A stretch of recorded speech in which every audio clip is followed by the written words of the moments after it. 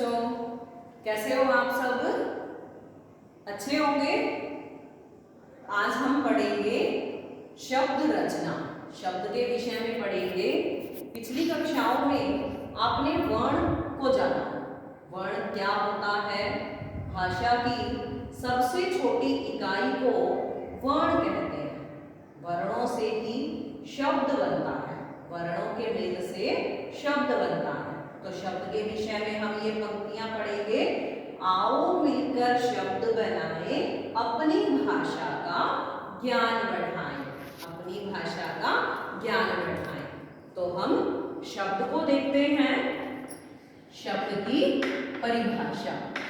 शब्द की परिभाषा है वर्णों के सार्थक मेल को शब्द कहते हैं। वर्णों के सार्थक मेल को शब्द कहते हैं।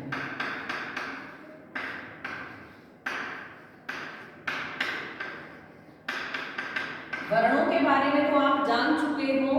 वर्ण क्या होते हैं? तो वर्णों से ही हम शब्द बनाते हैं, वर्ण को जोड़कर। जैसे मैंने वर्ण लिखे प, ए, ड़, अ। तो ये वर्ण लिखे। इन वर्णों को हम जोड़ेंगे, इनका मेल करेंगे तो हमारे पास शब्द बन जाएगा। और वो शब्द है हमारा पेड़।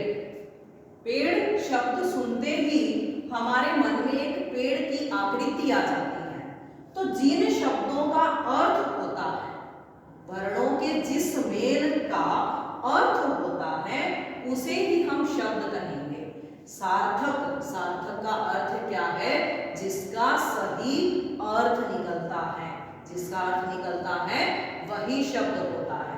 हम कुछ शब्द प्रयोग करते हैं, जैसे पानी, वानी। तो यहाँ पर पानी शब्द का, पानी के साथ हमने प्रयोग किया पानी, वानी। तो यहाँ पर पानी शब्द का अर्थ है, लेकिन वानी शब्द निरर्थक शब्द है। वानी शब्द का यहाँ कोई अर्थ नहीं है। तो जो निरर्थक होते हैं उन्हें हम शब्द नहीं कहेंगे। जैसे हम पशु पक्षियों की आवाज सुनते हैं तो उन्हें हम नहीं समझ सकते, इसलिए वो निरर्थक हैं। हम उन्हें शब्द नहीं कह सकते। तो आज हम शब्द के विषय में जानेंगे, शब्द पढ़ेंगे। शब्द को हम 3 आधारों पर वर्गीकृत करते हैं। पर शब्द को हम 3 आधार पर, शब्द को 3 आधारों पर बांटा गया है।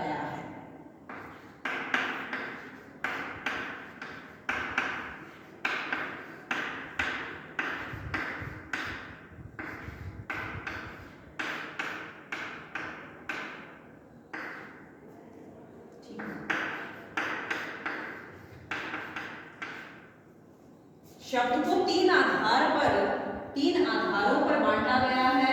सबसे पहले बात करते हैं हम, सबसे पहले बात करेंगे उत्पत्ति के आधार पर। उत्पत्ति के आधार पर। उसके बाद है बनावट के आधार पर। फिर है प्रयोग के आधार पर। उत्पत्ति के आधार पर शब्द को 4 भागों में बांटा गया है। बनावट के आधार पर शब्द को 3 भागों में बांटा गया है। और प्रयोग के आधार पर शब्द को 2 भागों में बांटा गया है। उन सभी के विषय में हम अगली कक्षा में जानेंगे। आज के